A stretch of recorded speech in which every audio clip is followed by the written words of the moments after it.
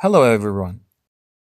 Before starting the training course, let me briefly explain about the tools I need in the process of creating the motion graphics in this course. The tool I used in this tutorial to change the graph of keyframes and create spring animations is the Motion to script, which of course it's not free. So those who have this script and don't know how to work with it can easily watch the working with the Motion to Script course and get acquainted with all the tools available here. And those who doesn't have this script or cannot afford it should not worry, because we can also do manually the things we did with this script in this course. For example, I make an animation for this square, and in order to ease the keyframes, I just need to go to the keyframe assistant and select the easy ease. As you see, when I go to the speed graph in graph editor, a graph like this will be shown, and when the shape gets the frame 9 and 10 has its highest speed. At first the speed is low, then it increases, and finally it decreases again. Well, this is the easy ease mode in which in the beginning and at the end of the movement the animation speed reduces. If I want to use the Motion to Script, I will use this option. For example, I set it to 70%. The speed will decrease in the beginning and the end of the animation. Look.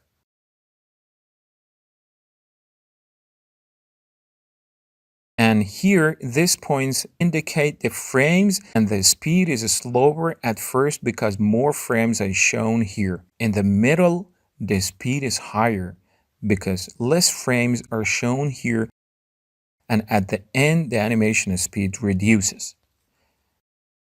You can make changes to your graph using this slider in full control. As you see, both the graph and the spots that exist in the animating path will change. The more I increase it, the more the speed of the beginning and ending of the animation decreases, and in the middle of the speed increases. So, this option is for easy ease the keyframe.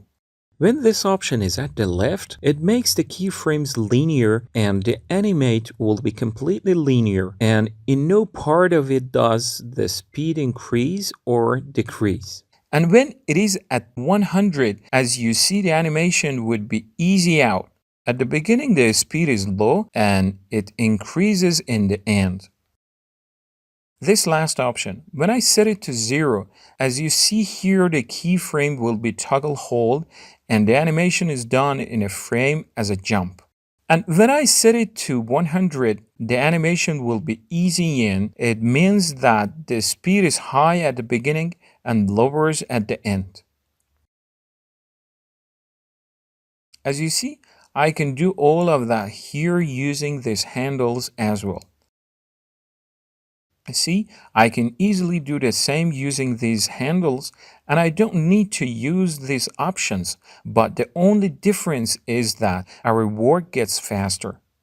The next tip I'm going to give you is the excite option. Let me set the animation on easy out mode so that the speed is low at the beginning and it increases at the end. And I want to create a spring animation for it. I select the keyframes and apply the excite option to it. Now, if you take a look, you'll see that the spring animation is created for the shape. I go to the effect controls, and here the first option, overshoot, which is the same as amplitude and shows the distance that the shape takes from its original position. If I set this to 10, the shape distance from the last keyframe position will reduce. The next option is bounce, which is the same as frequency and shows the reciprocity of this layer. For example, when it's on 40, it goes this much. When it's on 20, it will go almost half of this. And the last option is friction, which is the same as decay, that the more I increase it, the spring animation stops sooner. And the more I decrease it, it will stop later. For example, I want to increase it and set it to 80. Look what happens. It stopped soon. But if I set it to 20, as you see, it took longer to stop. Everything I just did depends on whether I have the Motion 2 script. But what should I do if I don't have this script?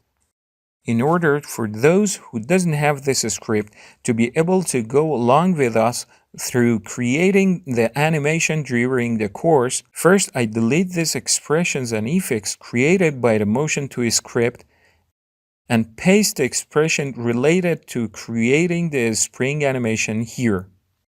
Now if I play, you'll see that I was able to create the same animation I made using the Motion 2 script using this expression too. As you see, its amplitude is high, so I'll set this to 0.5. It still can be less than this.